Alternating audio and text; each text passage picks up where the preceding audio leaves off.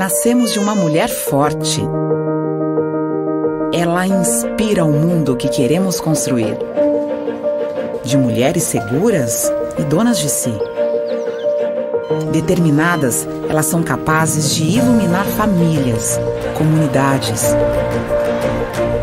Nosso desafio é eliminar barreiras.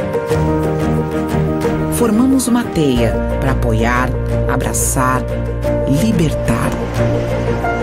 Para lado a lado, redesenhar sonhos, abrir possibilidades, transformar vidas.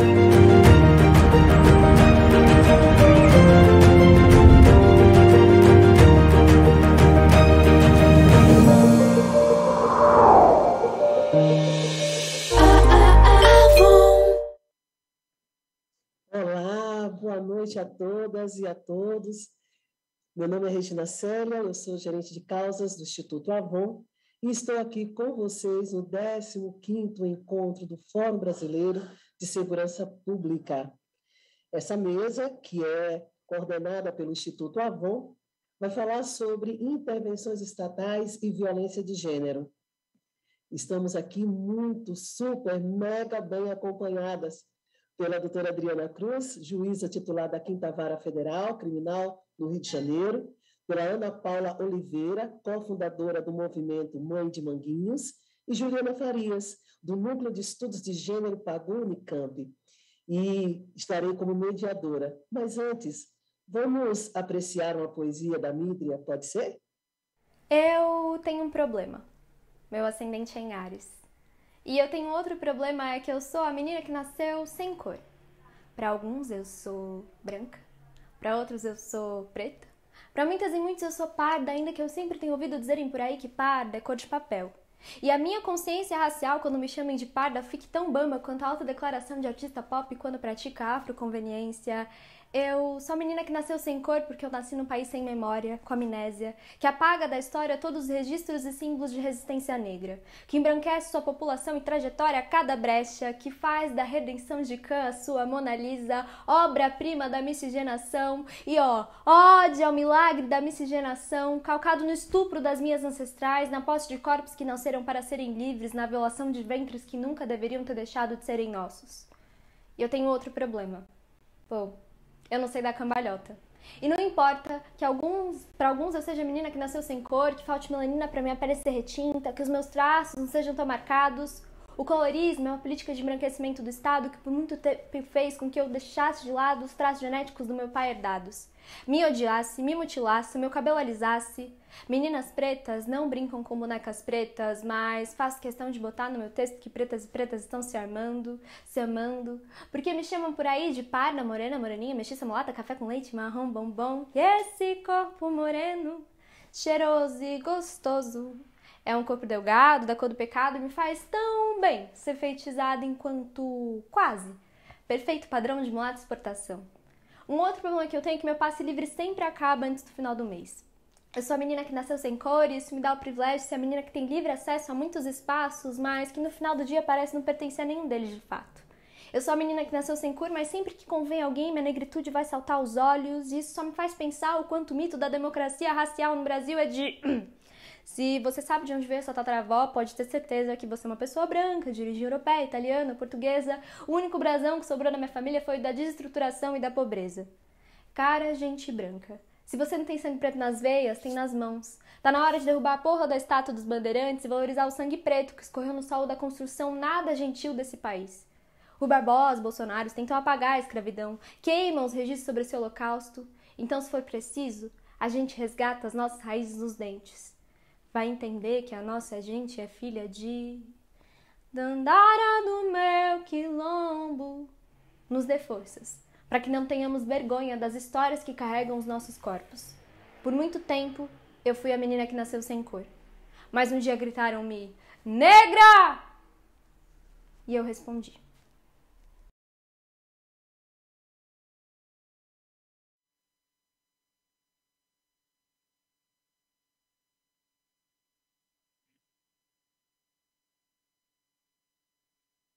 Nos dê força. Corpos negros, corpos políticos, no Estado democrático de direito. Bem, o nosso debate, então, terá como perspectiva de análise a relação entre Estado e segurança pública a partir de 3 aspectos da justiça: justiça social, racial e de gênero. Em todos esses aspectos, é necessário identificar no dia a dia das populações que se encontram em situação de vulnerabilidade cidadã quais são os mecanismos estatais que orientam as práticas da segurança pública à luz da interseccionalidade, com foco em atuação policial, conexões entre militarização e violências de gênero, generificação da violência dos territórios em articulação com a militarização de favelas e periferias, em que, no recorte racial, temos como principal alvo crianças, jovens e homens pretos. Mas e o papel das mulheres que colocam à frente a luta para proteger essas vidas e garantir a liberdade e direito de ir e vir de suas famílias? Como nós podemos pensar esse Estado em que somente há direitos fundamentais quando Estado e pessoa, autoridade e liberdade se distinguem e até em maior ou menor medida se contrapõem? Mas por isso mesmo não pode aprender-se senão como realidades que se postulam reciprocamente, se condicionam e se interferem uma com a outra. Os fins do Estado, a sua organização, o exercício do poder e a limitação são funções de encarar a pessoa, a sua liberdade, as suas necessidades, assim como as aspirações e pretensões individuais, institucionais ou coletivas reconhecidas, os direitos e deveres da pessoa. A sua posição perante a sociedade e o Estado são funções do sentido em que confere a sua autoridade, das normas que a regulam, dos meios de que se dispõe. Quando estamos discutindo hoje sobre Estado democrático de direito, as suas intervenções nas violências de gênero ou violências baseadas em gênero, nós vemos que esse Estado, em muito, mas em muito, se distancia da proposta robesiana de Estado. O Estado do medo ao terror, o Estado de segurança, o Estado que está até acima do contrato social. Segundo Rousseau, esse contrato social, ele não poderia alienar os nossos direitos de liberdade. Mas hoje, o que está em pauta é aonde está a humanização da democracia, do Estado democrático de direito, quando falamos de segurança pública. Pessoas que estão em lados opostos, instituições que não reconhecem outras e, com certeza, crianças, mulheres, jovens e toda a população em estado de extrema vulnerabilidade é hoje um protagonismo, talvez eu exagere, mas é um protagonismo do terror de uma democracia que, com certeza, não foi a idealizada na Constituição de 1988. Estamos aqui hoje com a doutora Adriana Cruz, com a Juliana Farias e com a Ana Paula para discutir essa intervenção e até que ponto todos os princípios garantidos pelo Estado democrático de direito hoje se cumprem quando nós falamos de instituições democráticas. Então, nesse momento, nós gostaríamos de ouvir a doutora Adriana Cruz, que vai exatamente fazer uma provocação através de suas reflexões do lado de quem tem o direito como justiça, seja social, racial ou de gênero. Doutora Adriana, é com você e muito obrigada por estar aqui nesta mesa do Instituto Avon, no 15º Fórum Brasileiro de Segurança Pública. Boa tarde a todas as pessoas que nos ouvem. Muito obrigada, doutora Regina Célia, doutora Juliana Freitas, a querida Ana Paula Oliveira. Queria agradecer, antes de tudo, o convite, a honra de poder estar aqui compartilhando essa mesa com vocês. Assim, é uma deferência. Eu sei que o quanto é difícil para a sociedade civil, muitas vezes, dialogar com o Poder Judiciário, não por culpa da sociedade civil, mas pelo fechamento, pela postura que o Judiciário tradicionalmente, historicamente, tem no nosso país. Muito pouca disponibilidade, muito pouca abertura para o diálogo. E eu me sinto muito honrada de ter a deferência de ter essa escuta e de ter a possibilidade, né, de dialogar com vocês. Então, queria muito agradecer, pedir a gentileza de me chamarem pelo primeiro nome, a gente está aqui num espaço de troca, então, assim, da minha parte, vou pedir para vocês ficarem à vontade para a gente dispensar os títulos para que o nosso diálogo possa fluir melhor. O nosso tema, letalidade policial e violência de gênero, eu penso que, em termos de denúncia, né, esse fórum, os dados que são produzidos historicamente pelo fórum, as informações e pesquisas que têm sido feitas rotineiramente, o noticiário cotidiano, né, eu acho que eles já todos esses elementos já são suficientes para que nós tenhamos um quadro bem preciso do estado de coisas em que vivemos. Né? Eu sempre digo que eu não gosto de ser chamada para falar sobre diagnóstico, porque, para mim, o diagnóstico já está feito e tem sido muito bem feito por muitas pessoas e por muitos segmentos da sociedade. Então, é preciso que a gente pense em caminhos para, de maneira muito urgente e concreta, começar a fazer de uma maneira diferente. Né? A Regina mencionou a fragilidade democrática que é vivenciada por muitas pessoas. A gente sabe que a democracia ela não se apresenta da mesma maneira para todos os cidadãos e cidadãs.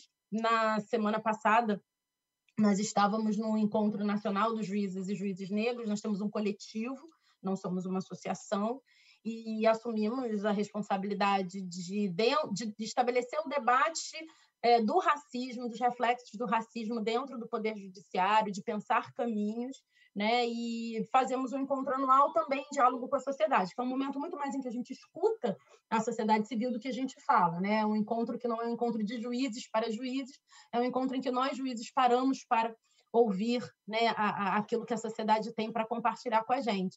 E a Ruth Fiuza, que, né, a Ana também conhece tão bem, e que, enfim, ela e Ana e tantas outras mães podem falar desse tema com muito mais propriedade do que qualquer uma de nós. A Ruth, ela, na sua intervenção, ela nos dizia, né, o filho dela foi desaparecido pela polícia faz 7 anos, esse ano, e ela disse, né, faz 7 anos que a falsa democracia bateu na porta da minha casa. E eu acho que essa frase dela é muito emblemática do que é vivido por tantas famílias brasileiras, perdão, e pelas comunidades Brasil afora, né? Comunidades periféricas no sentido geográfico e também periféricas no sentido socioeconômico, racial, como é no Rio de Janeiro, porque são comunidades que estão no coração da cidade, mas são espaços em que há absoluta... E isso, para mim, como juíza, dizer é algo muito vergonhoso mesmo, mas são espaços onde o Estado de Direito ele está em suspenso, né? Onde as instituições elas não funcionam e não chegam. O Estado não chega para essas comunidades e, quando chega, é para reprimir, trazer dor, trazer violência. Eu queria, assim, da minha parte, enfim, do lugar onde eu posso falar, eu acho que contribuir de maneira mais contundente, compartilhar com vocês um pouco o que tem sido construído em termos de judiciário nessa temática. Bom, começando, obviamente, pela ação que talvez seja a ação mais importante atualmente em trâmite, na minha percepção, né, no Supremo Tribunal Federal, que é a ação de descumprimento fundamental 635, né, conhecida popularmente conhecida como a DPF das favelas, em que o Supremo se posicionou de maneira bastante contundente sobre parâmetros que precisam ser estabelecidos para a atuação policial e todos os desdobramentos que disso decorreram, né? Operações que ocorreram ainda na vigência já na vigência da decisão, e os embates que têm ocorrido e as apurações que têm sido feitas no âmbito do judiciário em razão disso. Então, é muito importante a gente ter presente que, obviamente, uma decisão judicial por si só não resolve nenhum problema, né? Até porque o papel aceita tudo. Mas é a gente pensar como, né, essa ação chega no Supremo como uma construção muito importante dos diretamente atingidos, eu acho que é sobre isso que eu queria jogar a luz, né?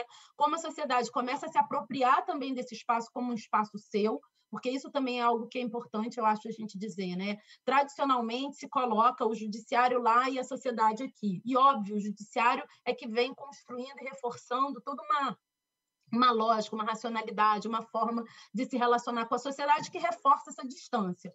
Mas, a despeito disso, a sociedade vem se apropriando desse espaço como também um espaço de disputa legítima, seja pleiteando uma maior participação da população negra nos seus quadros, seja questionando práticas judiciais e seja, como nesse caso, né, participando ativamente de uma ação diretamente no Supremo. Esse é só um exemplo, obviamente não é a primeira, há outras iniciativas nesse sentido, mas como o nosso tema aqui é a letalidade policial, eu estou jogando luz sobre essa ação e eu acho que sobre essa perspectiva, né, de como o direito também é um espaço a ser disputado e que precisa ser disputado pela sociedade.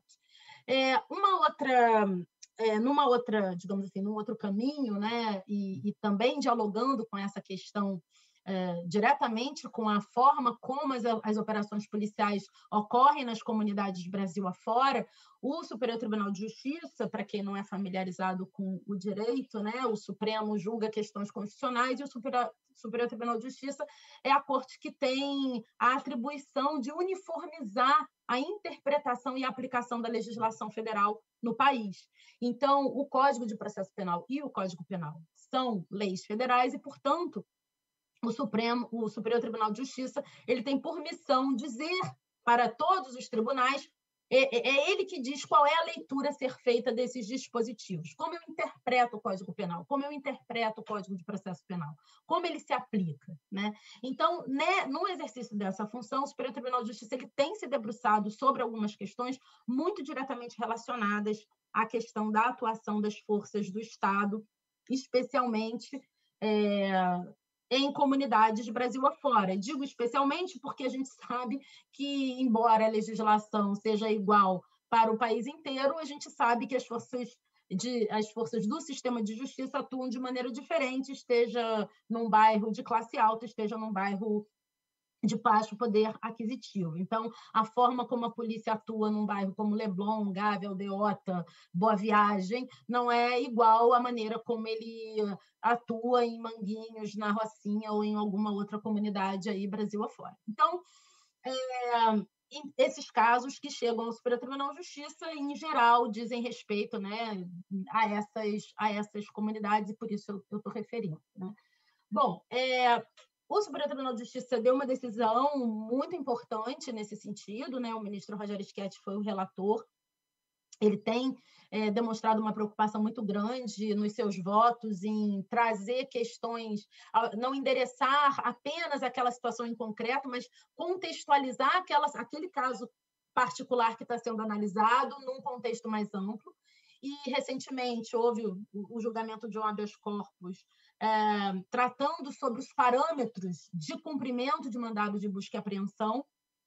O Supremo já tinha julgado uma matéria semelhante sobre os limites, né, da proteção da inviolabilidade domiciliar, né? O domicílio, a Constituição diz, é o asilo inviolável, é o espaço, né, por excelência da nossa privacidade, e quais são os parâmetros que autorizam o ingresso, porque a legislação ela autoriza que você para ingressar na casa de alguém, você só pode entrar com mandado judicial ou se naquele lugar estiver ocorrendo um crime ou para prestar socorro de alguém. Fora isso, a gente não pode sair invadindo a casa das pessoas, né?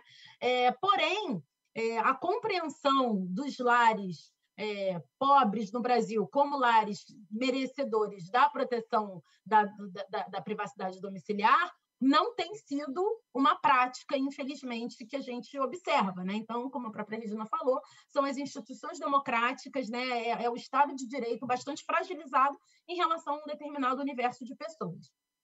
Bom, nessa decisão, e é uma decisão muito importante, ele vai sinalizar, assim, de uma maneira bem resumida e tentando trazer aqui para uma linguagem comum a todos aqueles que não são do direito, porque a gente tem, e principalmente essas operações, elas estão muito, em geral, relacionadas à questão da guerra às drogas, né? do combate e do enfrentamento ao tráfico de drogas.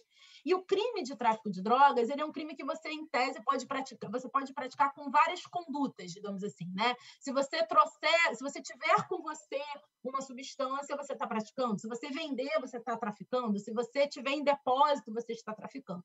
Então, a questão se coloca muitas vezes exatamente nessa questão do ter em depósito, porque é como se o crime estivesse acontecendo, né? Em direito a gente chama do crime permanente. E como a Constituição diz que, em havendo um crime acontecendo, a polícia pode entrar, qual é a alegação? Bom, se tem em depósito ali uma droga e um crime está acontecendo, eu posso entrar, eu não preciso de mandado judicial. E nessa decisão, o Superior Tribunal de Justiça estabeleceu parâmetros importantes para essas situações. Então, óbvio, as forças policiais elas precisam ter ferramentas para exercer o seu trabalho, para aquilo que elas estão constitucionalmente orientadas, elas têm um trabalho a ser feito, dentro, obviamente, dos parâmetros de legalidade, e o Superior Tribunal de Justiça sinaliza isso. Estabelece como a entrada nesse domicílio pode acontecer, em que circunstâncias ele pode acontecer sem ordem judicial, e ele inova, colocando uma determinação geral, assim, né, de que as polícias devem portar câmeras, porque todo esse procedimento deve ser gravado. Algumas forças policiais já estão adotando isso. São Paulo, isso foi amplamente noticiado, né? Os primeiros dias de utilização das câmeras pela Polícia de São Paulo acabou redundando numa ausência inédita de mortes por aquela força policial nos primeiros dias de uso das câmeras. Então, como uma ferramenta, um equipamento que hoje é de fácil acesso e de baixíssimo custo para o Estado, pode gerar resultados importantes, né? Toda atividade pública ela tem que estar sujeita a controle e escrutínio. Aquela pessoa que se coloca e decide dedicar a sua vida a interferir nas coisas públicas, nos negócios públicos, no interesse comum, essa pessoa ela tem que estar sujeita, obviamente, a controles e a exame, e é nesse sentido que a decisão do Superior Tribunal de Justiça caminha, alinhada com determinações da Corte Interamericana de Direitos Humanos, né, no caso do julgamento da favela Nova Brasília. A CID expressamente estabeleceu e sinalizou alguns deveres a serem observados por parte do Estado brasileiro e do Estado do Rio de Janeiro, né, no sentido de estabelecer maiores controles por parte, quando identificadas ocorrências, né, envolvendo forças policiais, instâncias de controle autônomas e independentes, né, daquela que está envolvida naquela operação, enfim. Então, há todo um esforço por uma parcela, né, daqueles que atuam no sistema de justiça para tentar estabelecer maiores controles àquele que está na ponta de lança e que também precisa ter parâmetros seguros para atuar, né? E anteontem eu estava, inclusive, num evento da Escola Nacional de Magistratura, porque nós temos uma escola nacional que faz o treinamento de todos os juízes, e era exatamente um momento, uma mesa sobre segurança pública, sobre violência policial, e estava o Coronel Ibis, que é conhecido de todos, e ele mencionava algo que é muito pertinente, né? Que também o policial precisa ter uma sinalização do que fazer, porque é muito covarde também por parte do Estado delegar a ele lá na ponta o parâmetro de definir quando é que ele atua, quando é que ele entra, quando é que ele não entra, como é que ele vai ter essa atuação segura. E aqui, obviamente, eu estou falando do bom profissional, porque é sempre importante a gente dizer que aquela pessoa que quer atuar fora da legalidade aí não tem assim, parâmetro possível, né? A gente só vai trabalhar realmente na perspectiva da repressão e da punição posterior, porque aí se a pessoa está decidida a descumprir, a gente está falando aqui daquelas pessoas que querem exercer o seu trabalho dentro dos parâmetros de legalidade, e existem muitas, né? Então, assim, eu acho que essas são decisões muito importantes e que demonstram alguns movimentos também relevantes.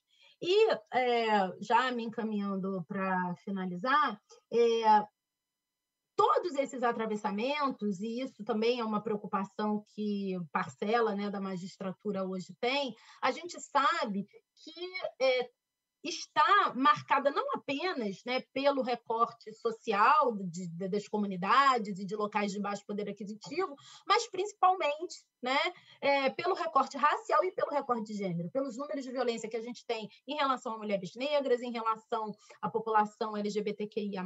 Então, a gente sabe que todos esses recortes estão presentes e há uma preocupação de se chamar a magistratura a se aproximar dos processos com esse olhar. Né? Então, recentemente, nós produzimos, também no âmbito do Conselho Nacional de Justiça, um protocolo de julgamento com perspectiva de gênero, a terminologia, dialogando com a terminologia de um protocolo que existe no México, que também nasce em razão de algumas decisões da Corte Interamericana condenando o México, né, nessa questão de violência de gênero.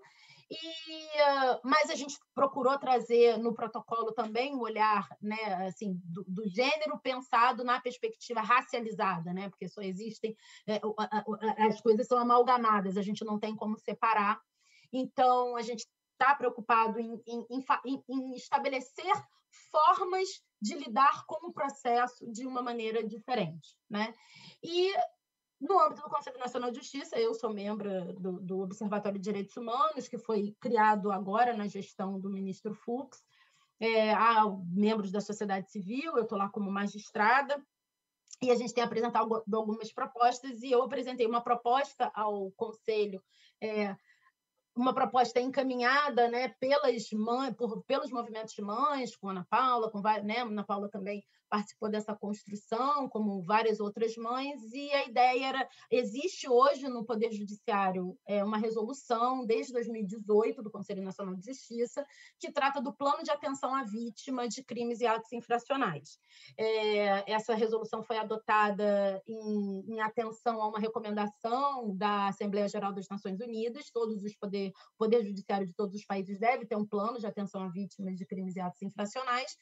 Nós tínhamos um plano, mas era um plano programático, e a ideia foi a gente apresentar uma proposta para que ele se tornasse mais concreto. Então, nós sugerimos, né, e eu digo nós, porque realmente assim, eu fui só uma mensageira, foi uma construção realmente que partiu das mães, isso é um mérito 100% delas, da gente apresentar para que todos os tribunais brasileiros tenham centros especializados de atenção às vítimas, para que as pessoas não batam cabeça, tenham uma atenção especial quando elas precisarem lidar com o judiciário. E agora a gente está nesse trabalho de tirar os centros do papel. Agora dia 25 de outubro, foi inaugurado... 25 de outubro, não, agora meados de outubro, foi inaugurado o primeiro deles aqui no Tribunal de Justiça do Rio de Janeiro, com bastante empenho da juíza Adriana Mello, que é a juíza da violência doméstica, né? Então, várias mães estiveram lá com a gente, o centro ficou muito bom, assim, em termos de atendimento psicológico, tem uma estrutura para atendimento psicológico, assistente social, um espaço reservado para que, durante as audiências, né, as vítimas de violência de gênero, né, violência sexual ou de violência à letalidade policial, principalmente, crianças, né, possam aguardar num espaço mais reservado, o horário de serem ouvidas, enfim. Então, são construções para a gente tentar começar a mudar esse estado constante de violações de direitos, porque as pessoas sofrem as violências e, quando vão bater as portas do judiciário, elas são revitimizadas, né? Então, eu queria compartilhar com vocês assim, que existe no âmbito do Poder Judiciário pessoas com alguma preocupação e tentando fazer algumas coisas para que as coisas se coloquem de uma maneira diferente para melhor para a sociedade. Há muito chão a caminhar, isso não é a solução de todas as mazelas, de forma alguma, isso não se apresenta como sequer um lenitivo de todas as violações que as pessoas passam diariamente em contato com a justiça, mas é um primeiro passo, né? A gente precisa começar a caminhar por algum lugar, né?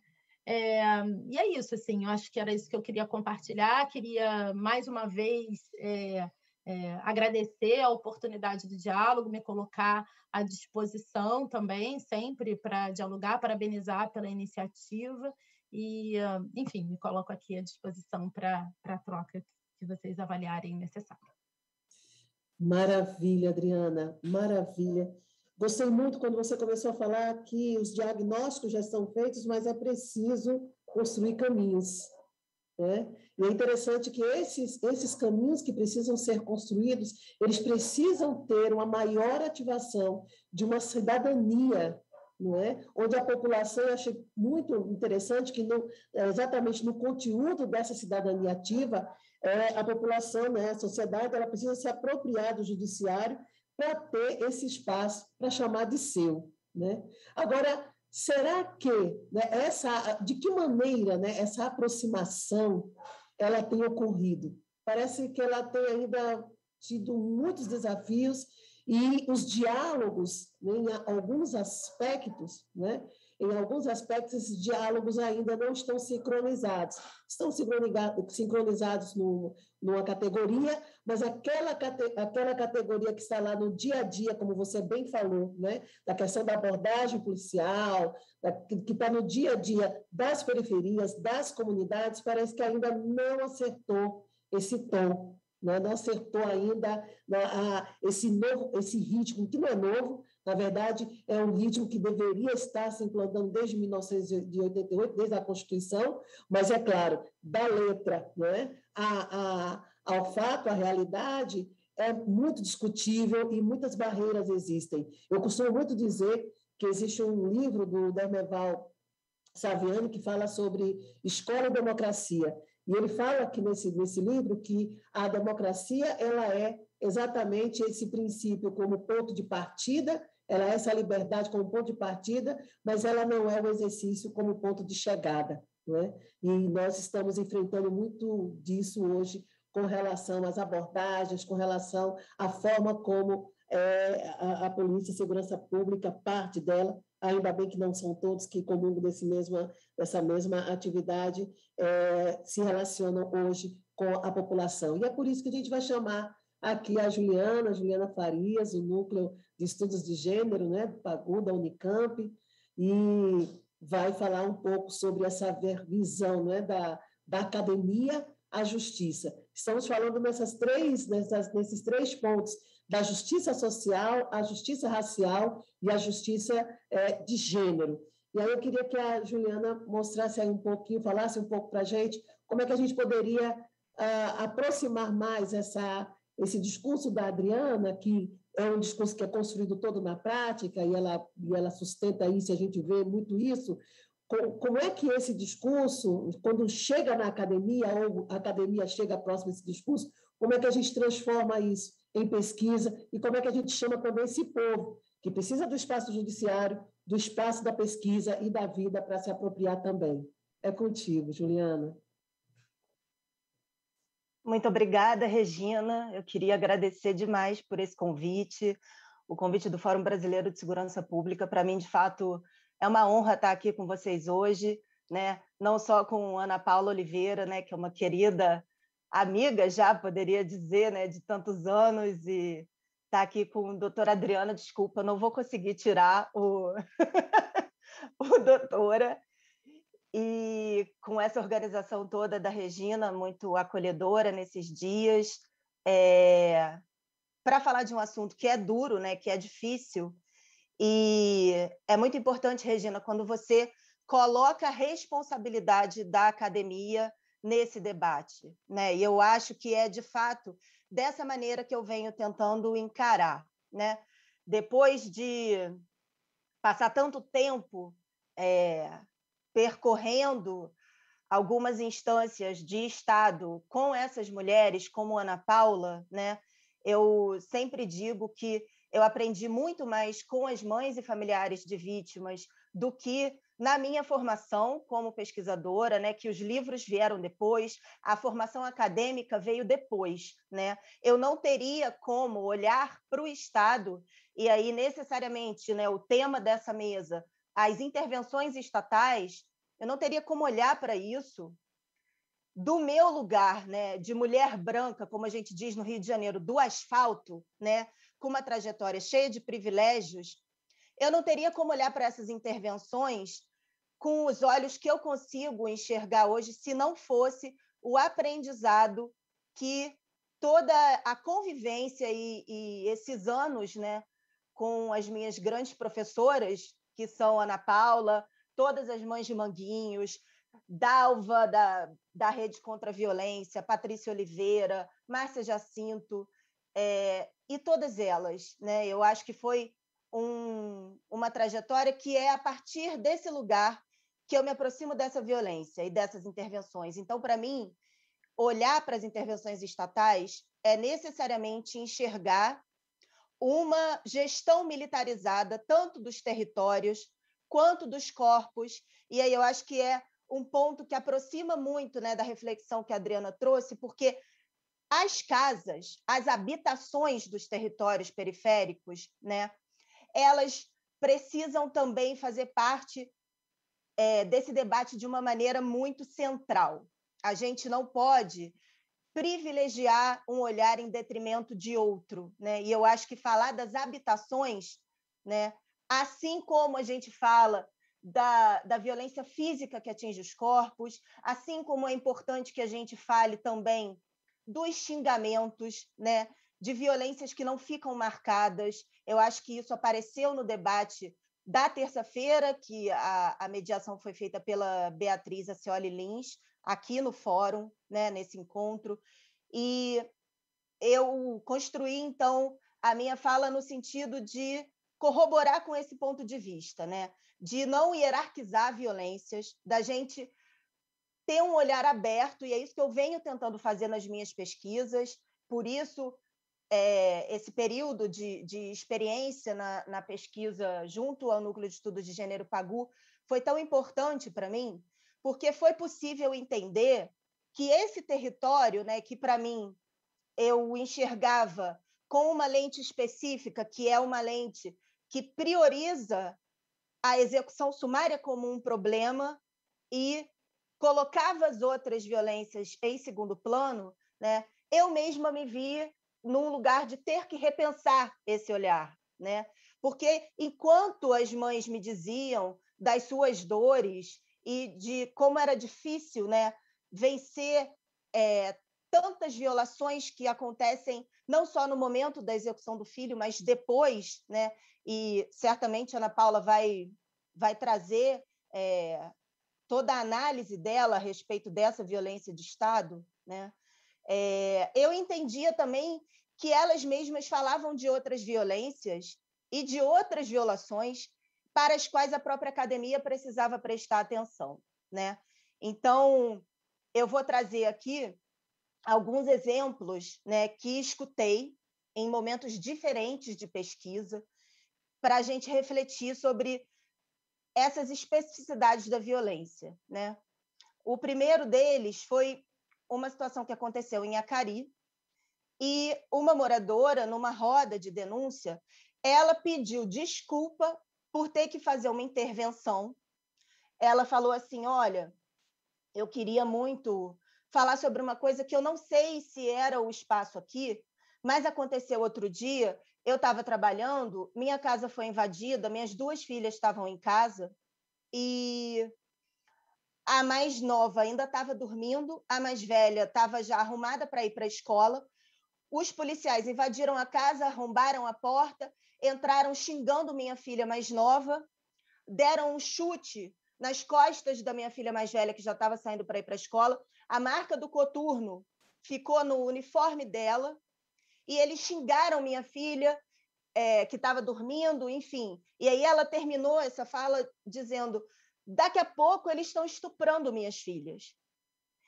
Só que ela pediu desculpa porque, na interpretação dela naquele momento, essa denúncia não merecia atenção naquela reunião, que tinha tantas outras coisas a serem discutidas, né?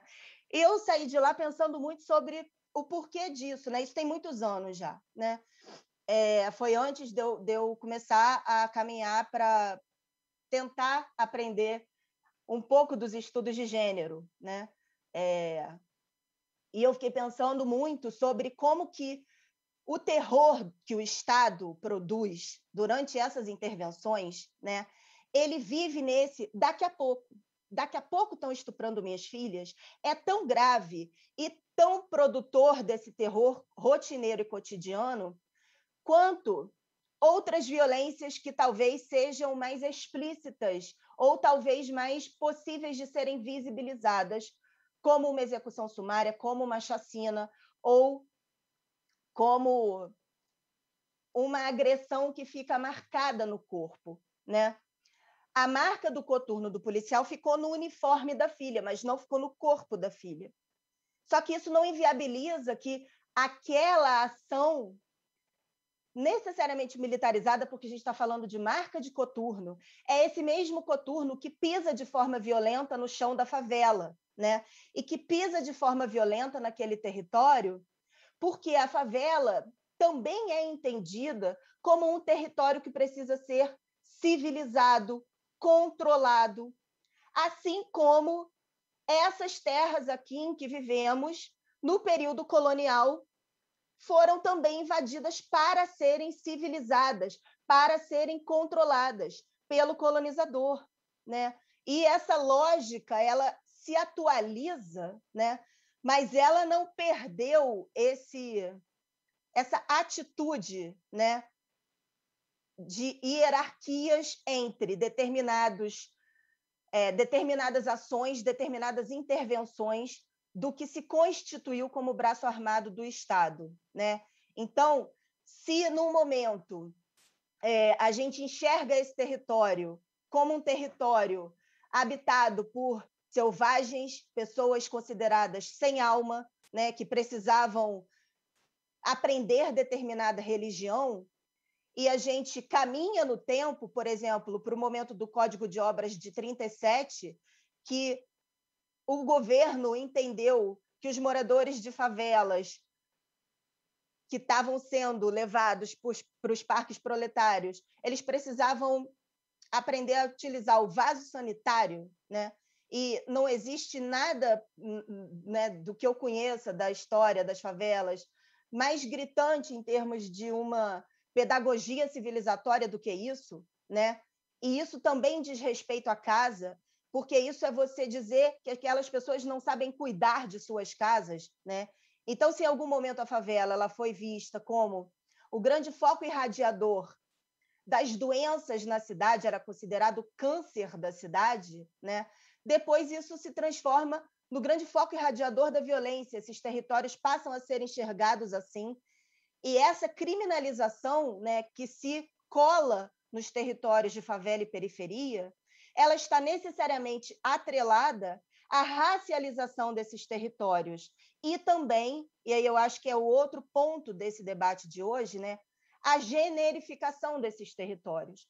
Porque o Brasil também foi enxergado como uma terra virgem, né? Não era só um território que devia ser civilizado. Era também uma terra que se via como uma terra onde tudo que se planta dá, não era isso, né, que diziam? E a forma como o Estado entra hoje, né, a maneira como os hasteamentos de bandeiras foram realizados antes de cada instalação de UPP. Ana Paula em Manguinhos também, né, lembra dessa cena, tenho certeza, né? Como o próprio hasteamento da bandeira, como a forma masculinizada do Estado se fazer presente nas favelas, é também algo que a gente precisa considerar quando está discutindo essa violência, né? Para mim, depois que eu comecei a prestar atenção nesse assunto, né? E aí eu vou trazer aqui a segunda situação que eu queria trazer hoje. Eu comecei a pensar junto com várias mulheres, né? Também moradoras de favelas, um grupo majoritariamente formado por mulheres negras. Quem dividiu essa pesquisa comigo foi Raquel Barros e Gisele Martins, né? Duas grandes pesquisadoras, e a gente construiu juntas uma cartografia. Depois eu posso até deixar o link aqui no chat, né? Está disponível para download. Chama Violências de Gênero em Contextos Militarizados. Foi uma parceria da ONG Fase com o núcleo Cidades da UERJ, do qual eu fazia parte, e o núcleo de estudos de gênero PAGU, né? A gente fez um trabalho escutando, né, diferentes moradoras e trazendo as memórias da ocupação do Exército na Maré, né?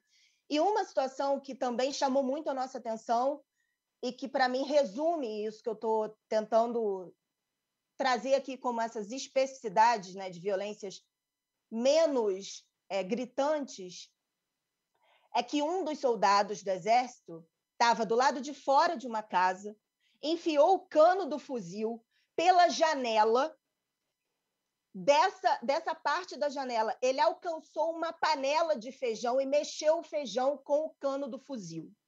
Quando essa situação foi contada para a gente, nos encontros que a gente fazia, a pessoa que contou era vizinha dessa senhora, que era dona dessa casa, e ela estava muito indignada. Ela falou, assim, ela achou tão absurdo isso, e era a comida que ela estava cozinhando para os filhos, né? Assim, é um grau de perversidade nessas ações e um grau de invasão, né? Também domiciliar, né, Adriana? Imagino eu, que talvez não apareça nos relatórios de denúncia de violações de direitos humanos.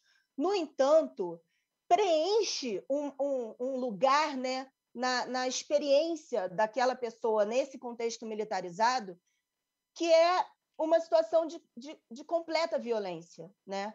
E também de instauração de terror. E é isso, é uma invasão, é uma penetração daquela casa, é uma penetração daquela panela com o cano do fuzil. Eu não tenho outro termo para utilizar, né? Então, daqui a pouco estão estuprando minhas filhas, que eu escutei em Acari, quando eu adiciono a essa informação do cano do fuzil na panela, né? Todas essas informações, elas vão se adicionando numa reflexão que me faz enxergar esse tipo de intervenção de Estado também como uma intervenção que não apenas precisa ser pensada em termos das assimetrias de gênero, porque aí sim, os homens jovens negros, como Jonathan, filho da Ana Paula, são os mais atingidos por essa violência letal, e sabemos disso, e precisamos continuar denunciando isso, né? Mas, ao mesmo tempo que essas ações letais são realizadas, essas outras ações, talvez menos perceptíveis, alimentam a chacina, né? Alimentam essa invasão desses territórios, né? E aí, essas diferenças entre a violência que atinge o corpo masculino ou masculinizado, a violência que atinge o corpo feminino ou feminizado, as diferenças entre elas precisam ser consideradas por nós que estamos na academia e nos colocando a refletir sobre esse assunto, né, Regina? É isso que eu penso, né? Bom, eu acho que eu já falei demais. Eu vou encerrar por aqui, passar a palavra para a Ana Paula para a gente poder ter tempo para debater. E, mais uma vez, eu queria agradecer por esse espaço e por essa oportunidade e pelo Fórum estar com essa programação também tão atenta ao gênero, né? Eu acho que é um passo à frente que a gente dá. Muito obrigada. Obrigada, Juliana. E a gente observa aí, foram vários elos, mas eu quero destacar 2 elos na relação entre esse Estado interventor e a violência de gênero. E eu gostei muito quando você falou das ações letais que são alimentadas por ações sutis. E, verdadeiramente, essas ações sutis, elas minam a capacidade, não é, humana de vivenciar uma cidadania que possa garantir o que nós ainda temos de ideia de democracia.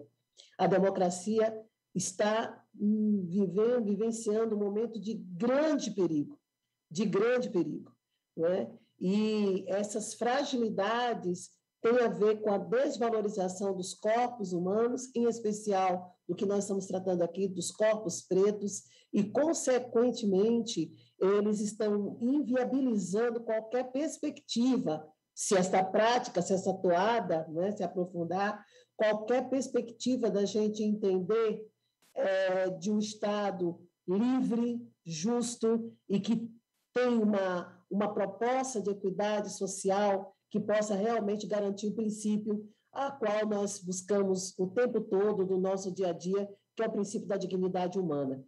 E é nessa perspectiva, Ana Paula, que a gente passa para você e trazendo você aqui para falar conosco, você que está aqui na minha terra, está aqui em Recife, né, está aqui participando de um evento grandioso, né, que fala sobre os jovens, que fala sobre as questões, né, dos jovens que estão com conflito com a lei, que estão com a questão da drogadição, e que tem uma discussão muito interessante aqui no Nordeste, e que bom que você está aqui. É com você, Ana Paula.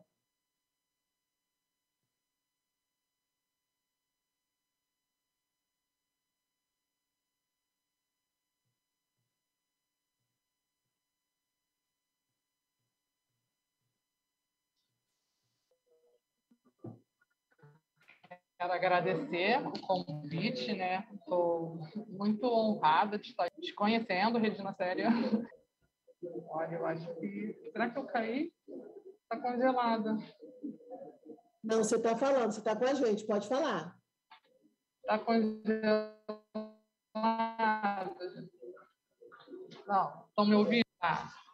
Que eu carrego no coração, doutora Adriana Cruz e Juliana Farias, duas pessoas muito queridas mesmo por mim. Tem todo o meu respeito.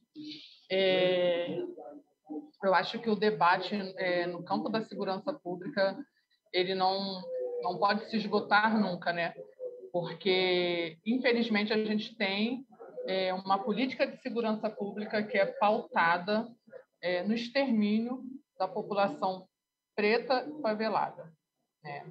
Em 2014, eu tive o meu filho, Jonathan de Oliveira Lima, assassinado pela polícia em Manguinhos. Meu filho ele tinha 19 anos de idade e ele foi morto com um tiro nas costas, disparado por um policial que já respondia por triplo homicídio e 2 tentativas de homicídio. Esse mesmo policial já havia sido preso no ano anterior ao assassinato do meu filho. Então, assim, falar de segurança pública é algo que mexe profundamente comigo, né? Porque eu deixo aqui a pergunta: segurança pública para quem? Né? Que segurança pública é essa? Né?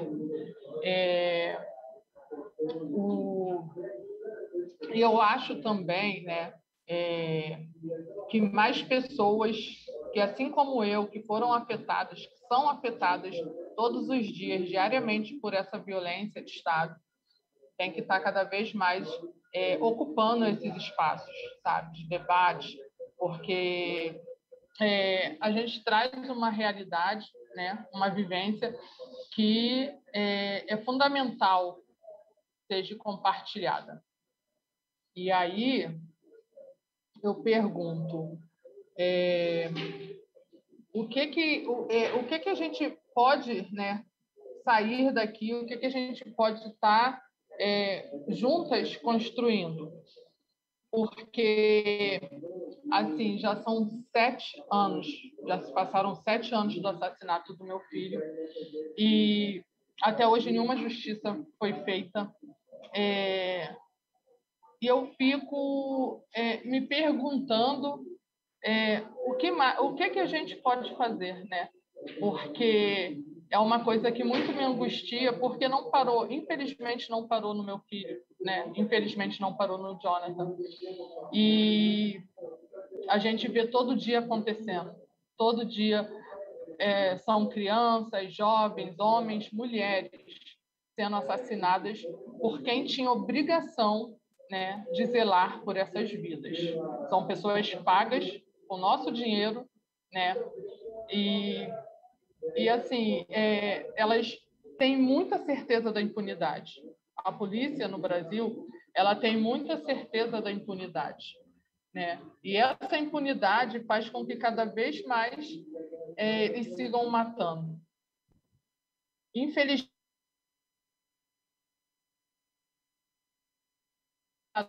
pela polícia dentro de uma favela ou na periferia,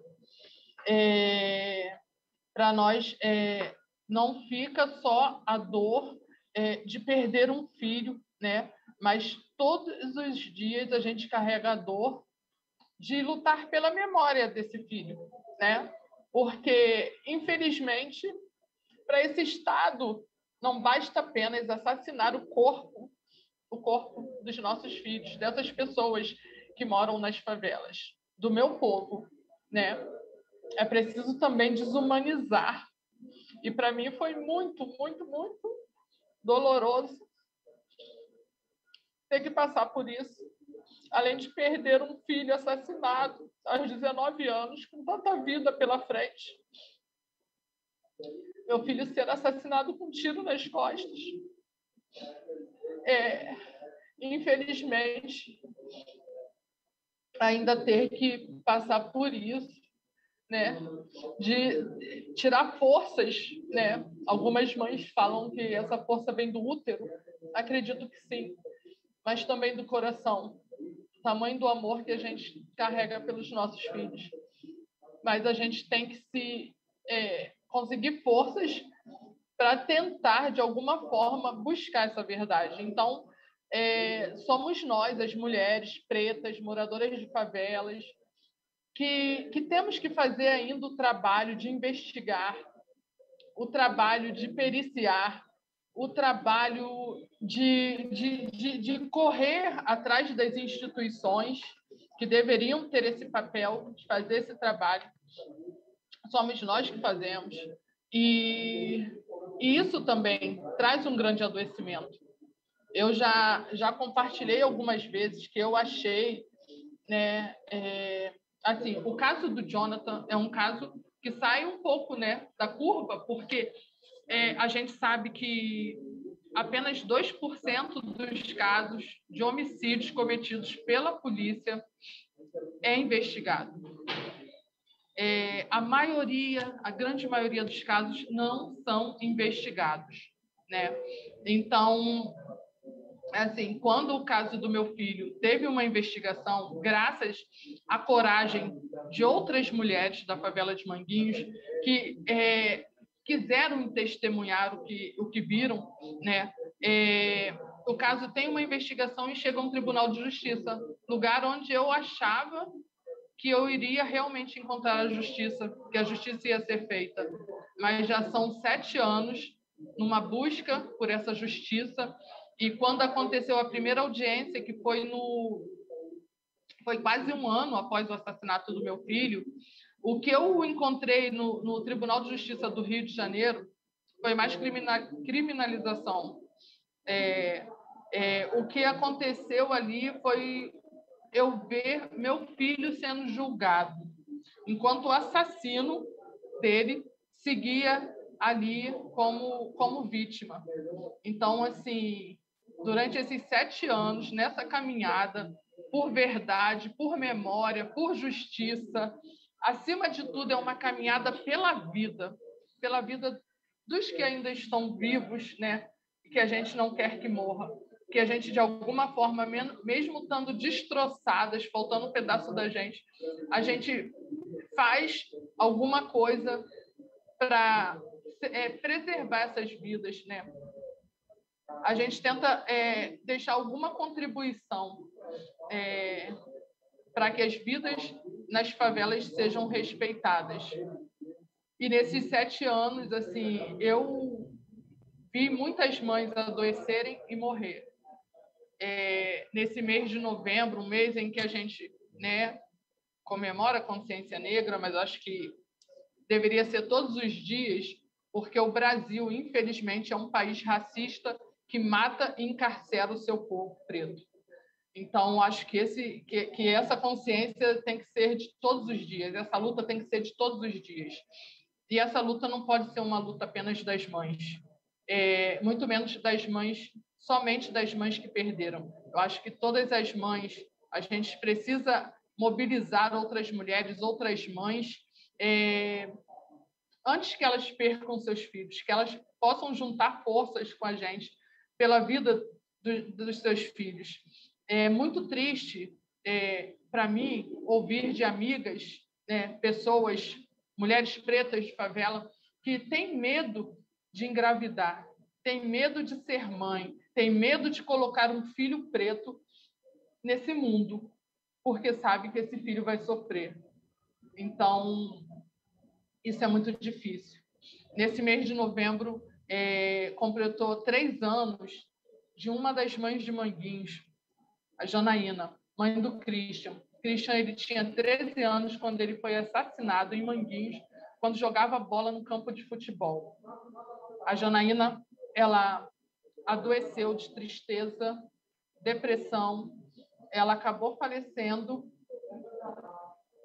e, infelizmente, a Janaína não foi a única, né? Temos outras mães que também adoeceram e morreram de tristeza após o assassinato dos seus filhos, né? Uma dessas mães é a dona Joselita, mãe de um dos 5 jovens que foram assassinados com 111 tiros dentro do carro em Costa Barros. Então, assim, isso me toca profundamente, porque eu não sei até quando eu vou estar viva, até quando eu vou ter saúde, porque num momento eu estou ao lado dessas mulheres, dessas mães na luta, buscando por justiça, buscando por garantir a vida dos nossos. No outro momento, eu vejo essas mulheres tombando, sabe? Tivemos também a Vera, que é uma das fundadoras do movimento das Mães de Maio de São Paulo, que também adoeceu e morreu. Então, é preciso pensar, né, nessas mulheres que são a linha de frente, porque os homens eles estão sendo encarcerados, assassinados e desaparecidos forçados. Então, fica para as mulheres essa luta de lutar pelas garantias de ir e vir dos homens da sua família, pelos seus vizinhos. E é uma luta realmente de que precisa muita resistência, né? E eu, enquanto mulher preta moradora de favela, eu fico me perguntando até quando a gente vai ter que viver essa realidade de impunidade? Até quando a gente vai ser criminalizada, né, pelas instituições? A doutora Adriana Cruz é a primeira juíza negra que eu conheço, né? A gente sabe que o sistema de justiça é majoritariamente branco. Aquelas pessoas, elas não se enxergam na gente. Elas não se veem na gente, na nossa realidade, no que nós vivemos. E tudo que nós falamos ali é questionado. Então, acho que muitas mudanças precisam ser feitas. E eu acho que essas mudanças dependem muito da nossa luta, né? Dependem da nossa luta. E eu acho que não tem como a gente discutir segurança pública sem falar no racismo, né?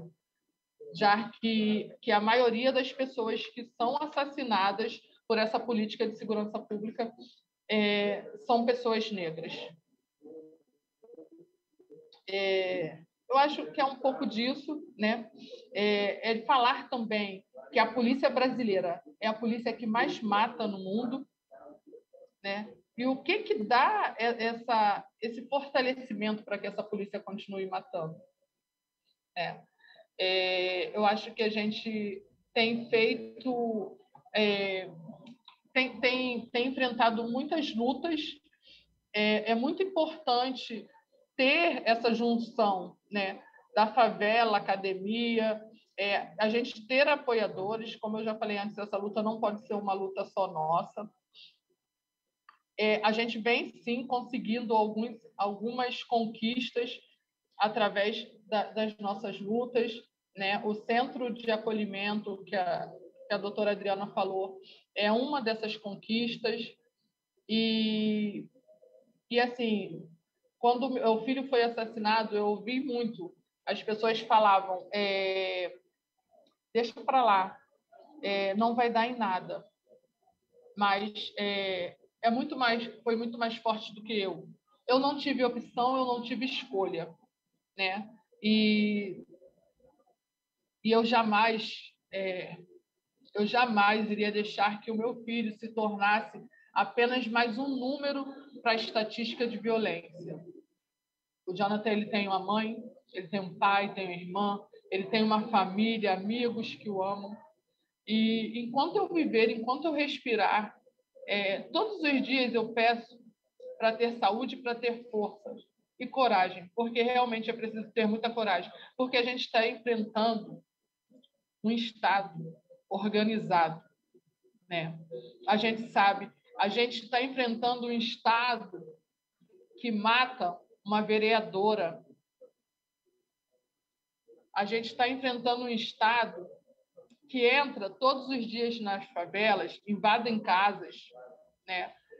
Aqui em Manguinhos, lá em Manguinhos, nós estamos passando por um período em que, infelizmente, um policial foi assassinado nas proximidades da favela de Manguinhos. Desde então, a polícia tem entrado em Manguinhos, não durante o dia, tem entrado durante a madrugada, invadindo domicílios de pessoas.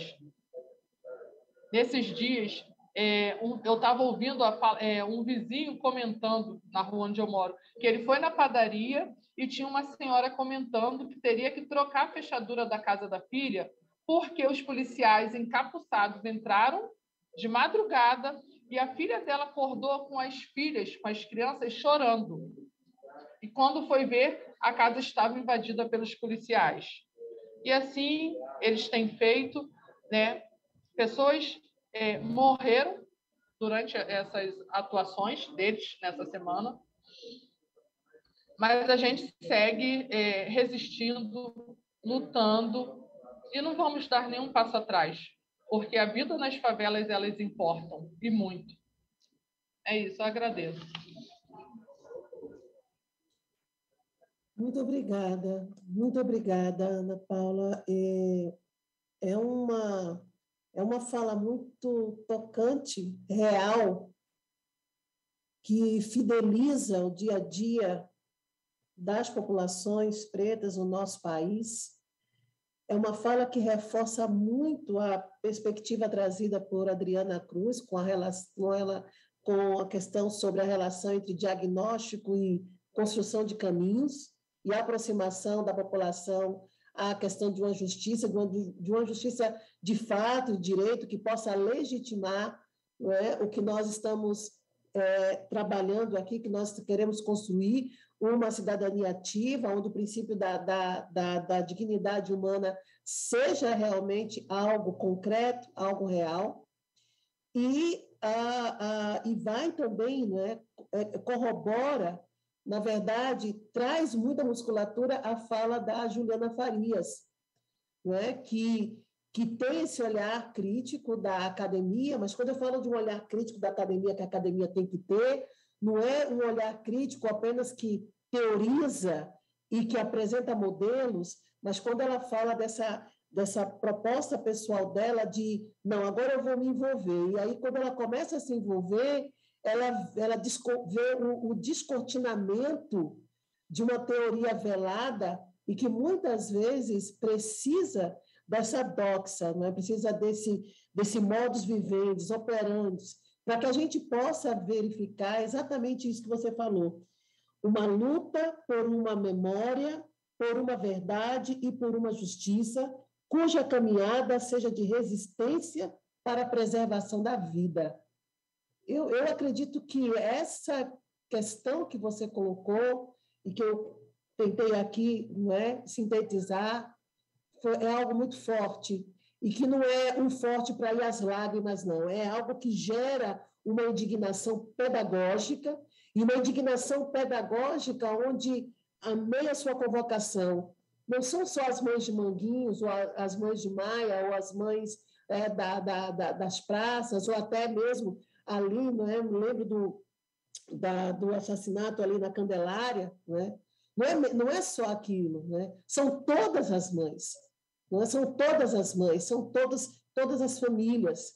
E que, como você bem falou, a gente precisa questionar essa polícia no Brasil, uma parte dela, que tem a certeza da impunidade.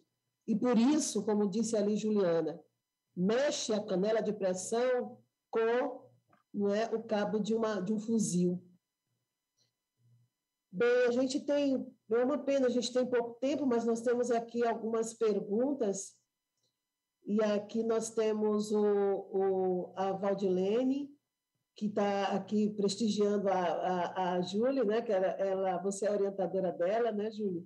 Ela está aqui falando, a Valdilene Serra Assunção. O David está perguntando à doutora Adriana, o controle da atuação policial é hoje mais difícil do que há 20 anos? Bom, se são, quais são as principais dificuldades, Adriana? Bom, sempre não posso deixar de registrar que é sempre muito potente ouvir a Ana Paula, e confesso que sempre me traz assim um sentimento duplo, sabe, Ana? Porque você nos traz, como a Regina falou, né, a indignação pedagógica, né, que eu acho que nós precisamos, e uma força que nos coloque em movimento, né? Eu acho que isso é o mais importante, que a gente não fique numa compreensão, numa solidariedade passiva que apenas aplaca as nossas consciências, né? Então, pronto, eu me solidarizo com a Ana Paula, então, pronto, eu posso tocar minha vida e não pensar mais nesse assunto, que eu sou uma boa pessoa e me solidarizei com ela, né? Mas que isso realmente nos tire dos nossos lugares e que cada um nos seus lugares possa fazer alguma coisa e se movimentar de uma maneira bem concreta. Então, isso sempre me avoca, eu sempre sei, e a gente sabe o quanto é essencial, né, que vocês falem, que vocês estejam presentes e que vocês estejam, né, à frente, mas sempre me traz também muita dor pensar que você tem que revisitar essa dor tantas vezes, né? Porque nesse tempo que a gente se conhece, quantas vezes eu já te ouvi falar e o quanto isso também é violência, né? Isso eu falo, estou falando para mim e para os outros, digamos, né? Que não compartilham dessa dor na carne, como você, né? De quantas vezes a gente ainda vai fazer você repetir, né? E expor e sangrar dessa maneira, para que as pessoas se movimentem a fazer diferente, né? Eu acho que é importante a gente pensar também nessa violência que a gente submete, né, vocês a todo momento.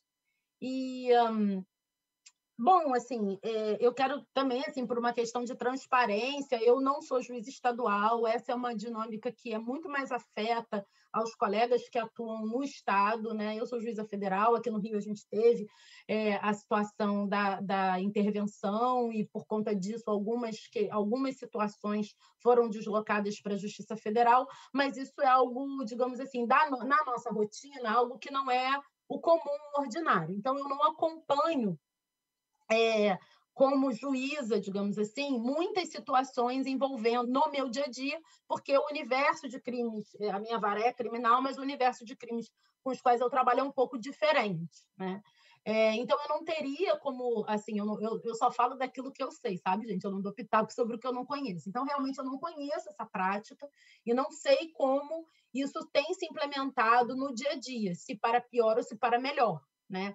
O que eu observo, e isso eu posso falar de uma maneira geral, é que hoje a gente tem, por parte do judiciário, eu sou juíza há 22 anos, então, paradoxalmente, embora a gente esteja vivendo um momento de extrema fragilidade, né, de fragilização das nossas instituições, eu vejo hoje no judiciário um movimento muito mais forte e coordenado de pessoas atentas a esses problemas, né, do que existia no passado. Isso, para mim, é muito evidente, né? Muito também, né, como a Ana Paula disse, ela disse que eu sou a primeira juíza negra que ela conhece. Hoje a gente tem algum universo de algumas pessoas que também têm se mobilizado, mostrando a importância da gente estar lá, né? A gente tem que estar lá para trazer, para fazer essa ponte, para ocupar esse lugar de uma maneira crítica, né? Não é só chegar lá para ocupar, para dizer que ocupou e que chegou, né? E aí vai cada um cuidar da sua vida. E a gente realmente ocupar esse lugar de forma responsável.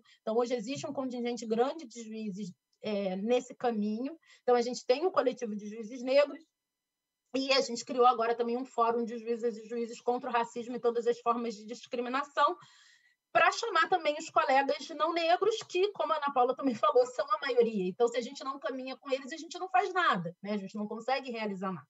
Então, assim, paradoxalmente, apesar de a gente viver um momento de muitas violações e de muita fragilização institucional, ao mesmo tempo também, eu acho que não paradoxalmente, eu acho que por causa disso, né? Eu acho que é exatamente no momento de tensão que as forças que querem realmente estar em acordo com a Constituição se organizam, se mobilizam, se estruturam e se aglutinam. Então, eu vejo hoje uma movimentação forte nesse sentido.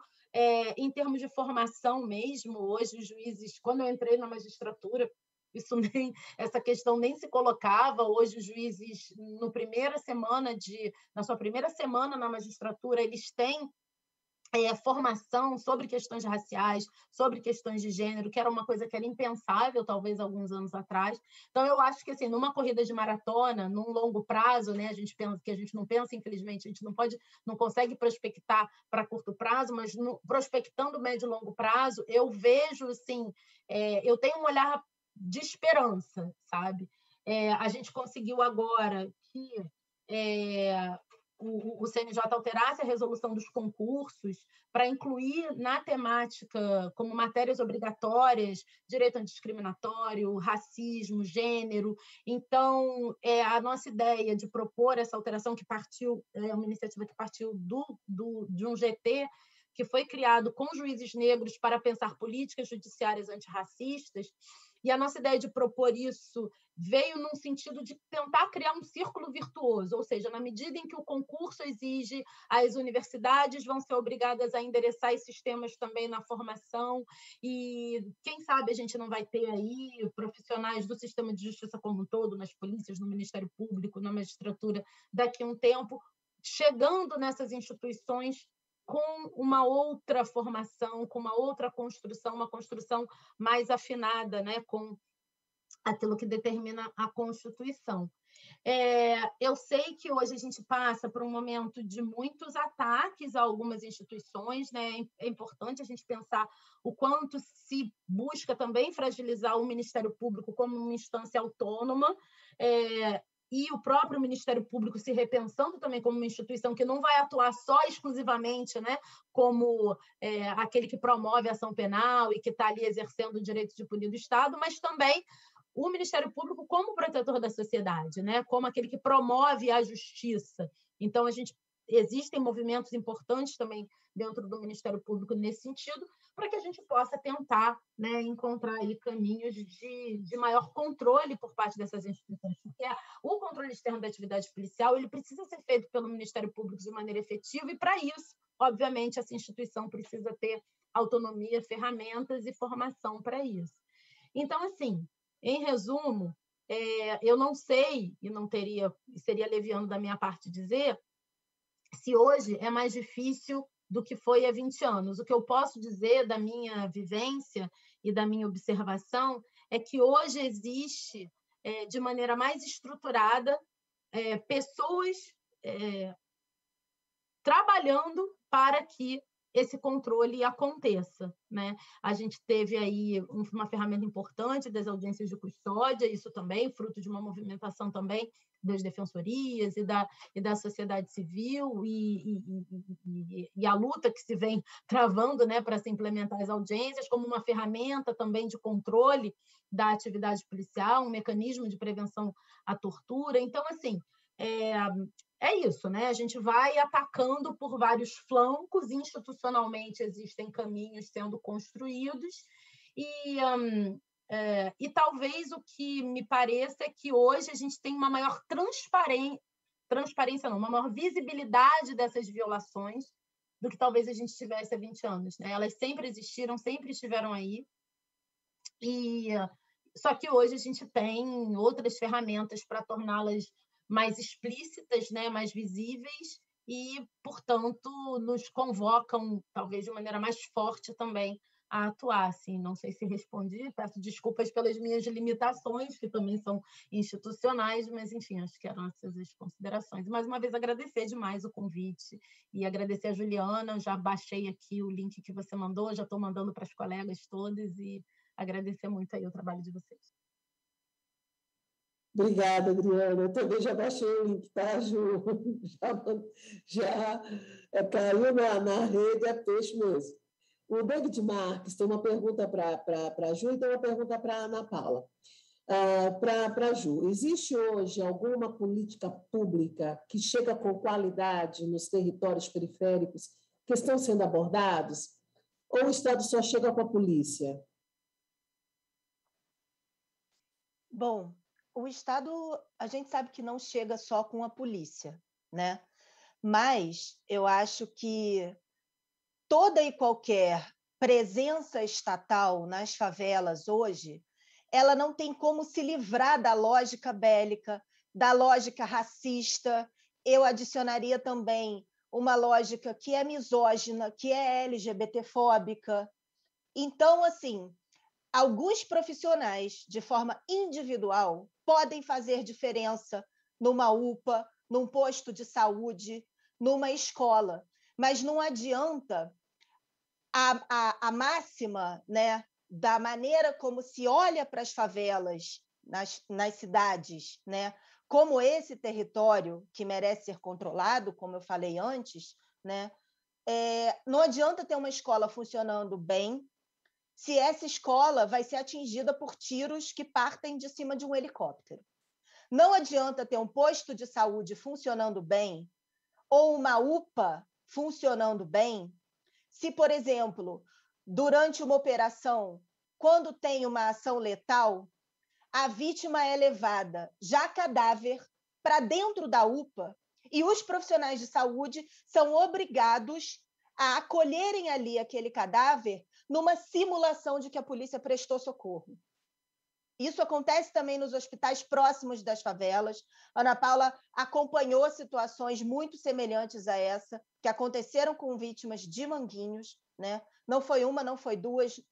Isso acontece diariamente, né? Então, eu acho que a gente precisa, sim, lembrar de que o Estado está presente de outras maneiras, mas que para essas outros equipamentos públicos, seja de saúde, de educação, de lazer, teve denúncia, por exemplo, também nesse trabalho que eu mencionei, né, da cartografia, existe um equipamento de lazer que é a Lona Cultural da Maré, né? As meninas faziam aula de dança nesse equipamento e esses mesmos soldados do Exército, durante a ocupação, ficavam do lado de fora, uniformizados, esperando elas saírem da aula para assediar, enfim, fazendo também ameaças. A gente não pode minimizar esse tipo de presença. E aí, quando a gente pensa na questão do gênero, né, é claro que não é uma coisa assim, ouvir cantada, que é um assédio na rua. Todas nós que somos mulheres sabemos o que é isso, né? A diferença é uma mulher ter que ser assediada no lugar que ela mora por um agente de Estado que está uniformizado e armado, portando um fuzil. Isso é muito diferente, né? Então, eu acho que é esse tipo de coisa que a gente precisa discutir mais e sempre, né?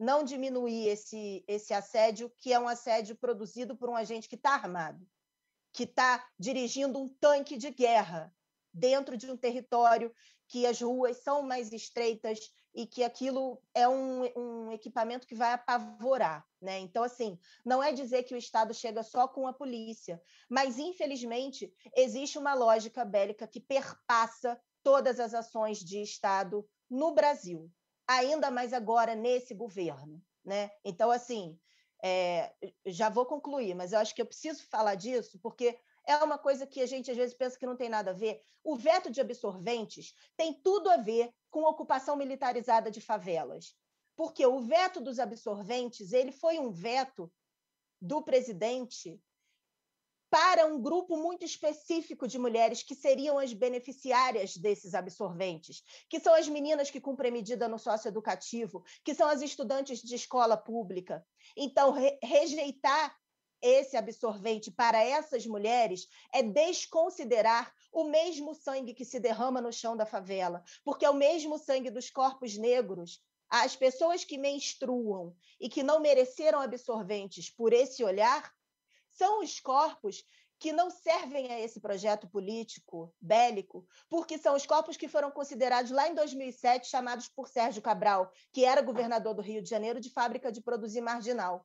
Então, quando a Ana Paula fala, né, que mesmo quem não é mãe tem que estar na luta, eu acho que ela tem toda a razão, porque não é possível a gente ver uma atualização de algo que foi dito em 2007 por um governador que foi preso, né? Então, a gente entende também a trajetória desse político, vê isso sendo atualizado hoje em dia, criminalizando esses corpos que menstruam, porque são esses corpos que vão gerar o oposto do homem de bem que o governo traz como uma pessoa que deve ser aceita. O homem de bem, ele é necessariamente branco, morador do asfalto, heterossexual e cisgênero. Esse é o homem de bem. Todos os corpos que fogem a essa regra são considerados inimigos do Estado, são passíveis de serem eliminados. Então, não podem nem menstruar com dignidade, nem gerar filhos com dignidade, né? E é diante desse Estado que a gente precisa se posicionar. Então, tem outras entradas na favela, sim, mas a gente precisa lembrar dessas que violam direitos e denunciar, né? E não, acho que é esse recado da Ana Paula, né? Trazer isso como uma indignação, um combustível para seguir em frente. Ana, bem rapidinho, a gente já está no limite, mas não posso deixar de fazer essa pergunta a você, que também foi encaminhada pelo David e pela Jaqueline. Então, são duas perguntas que se encontram perfeitamente. Ele está perguntando o seguinte: o coletivo de mães e familiares de vítimas de violência estatal tem prestado uma enorme contribuição na crítica ao modelo de segurança atual. Nós agradecemos a fibra de vocês e apoiamos a sua luta. Mas tem uma pergunta. Pensando no adoecimento das lideranças, vocês têm algum espaço de cuidado para as mães e famílias? Então, infelizmente não. Nós não temos espaço de cuidado. Geralmente, os movimentos de mães e familiares não têm nenhuma sede. É o nós por nós mesmos. É uma cura, eu costumo dizer que é uma cura mútua. Ao mesmo tempo em que a gente acolhe, a gente é acolhida. O movimento das mães de Manguins, ele tem uma parceria com o NAPAV, né? Com duas psicólogas do NAPAV, onde a gente faz esse acolhimento e também formação política com essas mulheres do território de Manguins, mulheres vítimas e familiares de vítimas da violência do Estado, né? Mas o NAPAV, ele também faz acolhimento com outros familiares de vítimas, né, da Rede de Comunidades contra a Violência, Movimento Moleque, além de outros movimentos de mães e familiares. Mas especificamente falando do movimento das Mães de Manguins, que é um coletivo que foi formado após o assassinato do Jonathan em 2014, é um coletivo que busca acolher mães, orientar, fazer encaminhamentos para as instituições. Enfim, a gente está tendo essa parceria com o NAPAV, né? E onde é nesse lugar que essas mulheres são acolhidas, né? Para além disso, antes dessa parceria, nós, as mães de Manguins, já fazíamos esse acolhimento, né? E é isso. Somos nós que nos cuidamos, somos nós que nos acolhemos. E aí também que eu não poderia terminar aqui sem falar em cima do que a Adriana falou, né? Peraí, deixa eu ver aqui. A Adriana falou, né, que ela sente que é uma dor muito grande eu ter que revisitar a minha dor todas as vezes. Mas eu entendo, eu compreendo a sua preocupação, Adriana, eu entendo o que você sente, realmente dói demais. Eu não consigo, já se passaram 7 anos, mas ainda hoje eu não consigo falar sem chorar, sem sentir essa dor. Mas uma coisa que eu digo aqui, se eu precisar revisitar essa dor 1000 vezes, se eu precisar revisitar essa dor até o último dia da minha vida, mas para isso, se eu conseguir acolher uma mãe no momento que eu compartilho com ela da dor que eu sinto, se eu consigo levantar essa mulher do chão, né? Daquele momento que ela também está com essa dor, e eu mostrar para ela, olha aqui, eu estou viva, você também consegue. E vamos resistir, né? Vamos contrariar as expectativas do Estado, porque é isso. O Estado quer isso. O plano do Estado é esse, é matar nossos filhos, nos adoecer e nos matar também. Então, a gente precisa contrariar as expectativas do Estado. Então, eu acho que eu fiquei com essa missão, né? Difícil, árdua, mas que eu conto sempre com o apoio de vocês para que eu consiga ter forças, porque é com vocês que eu encontro forças, são com essas mães e esses familiares que eu encontro forças. E se eu precisar revisitar essa dor 1000 vezes, mas eu conseguir garantir uma vida, se eu conseguir isso, eu vou revisitar. Muito obrigada, Ana Paula. Muito obrigada, muito obrigada, muito obrigada. O Instituto Avô, desde 2008, atua para gerar impacto e transformação na vida de mulheres e meninas em situação de violência, promovendo informação, conscientização e geração de dados para articulação e implementação de políticas públicas. E neste ano, dos 15 anos da Lei Maria da Penha, nós reforçamos e agregamos valores com as mães de Manguinhos e todas as mães, como você bem falou, absolutamente todas as mães, né, que têm os seus filhos assim, expostos a um tipo de intervenção nociva, não é, de um Estado que desconhece a nossa etnia, desconhece o nosso corpo, desconhece a nossa dignidade. Agradeço também a Adriana Cruz, nossa, um prazer enorme te conhecer, um prazer enorme te ouvir, um prazer enorme também com relação a Juliana Farias. É uma mesa realmente muito forte, é uma mesa que a gente deve até continuar. Gostei muito quando a Ana Paula falou sobre o Estado, né? A gente lutar contra um Estado desumanizador. Existe um Estado que nos direciona para a humanidade, mas existe um Estado desumanizador e é este que nós devemos direcionar a nossa luta, né, nesse enfrentamento. Obrigada, Betina. A gente vai ver aqui uma produção do Vitor, não sei se está pronta, mas eu quero aproveitar e agradecer aqui a Betina, ao David, ao Caio, tá? A toda a equipe técnica e também a equipe do Instituto Avô, a doutora Beatriz Acioli, a Julie, a Laila, a Keila, a Renata, a Marina Lourencinho e a nossa líder, né, que inclusive foi dela a ideia desta mesa, a ideia de trazer esta mesa, que ela já tem se aproximado muito desse tema, que é a nossa amada Daniela Grelan. Então, muito obrigada, Daniela, por essa oportunidade de estar aqui. Eu gostaria de ver aí se o Vitor já tem algo para nós. E obrigada também, Elisa. Muito obrigado. Foi muito importante ouvir vocês. Eu estava aqui desenhando, chorando, tentando traduzir e me sinto até um pouco envergonhado aqui, porque eu acho que eu não consegui traduzir nem 1/10 do que foi trazido. Então, eu quero me disponibilizar aqui para depois, quando terminar aqui, a gente puder, de repente, repassar, incluir coisas e mexer no painel, porque essa fala de vocês, essas falas são muito importantes e têm que ser compartilhadas para cada vez mais e mais e mais pessoas. Muito obrigado por essa oportunidade de estar aqui com vocês, gente. Muito obrigado. Uau, Vitor, ficou fantástico, sensacional. Eu não sei das minhas amadas, mas elas estão impactadas tanto quanto eu. Acredito. Foi incrível. Obrigada, Vitor. Obrigado a vocês, gente. Obrigada, Vitor. Acho que traduziu bastante, né, do que foi dito. É um desafio, né, passar por uma linguagem que não é de palavras. Obrigada.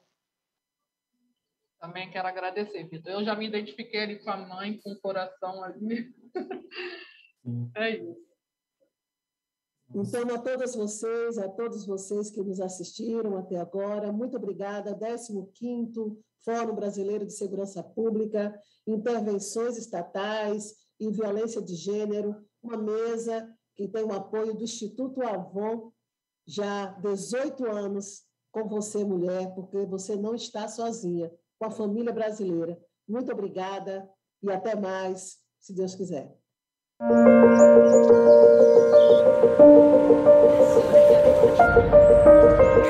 Nascemos de uma mulher forte. Ela inspira o mundo que queremos construir.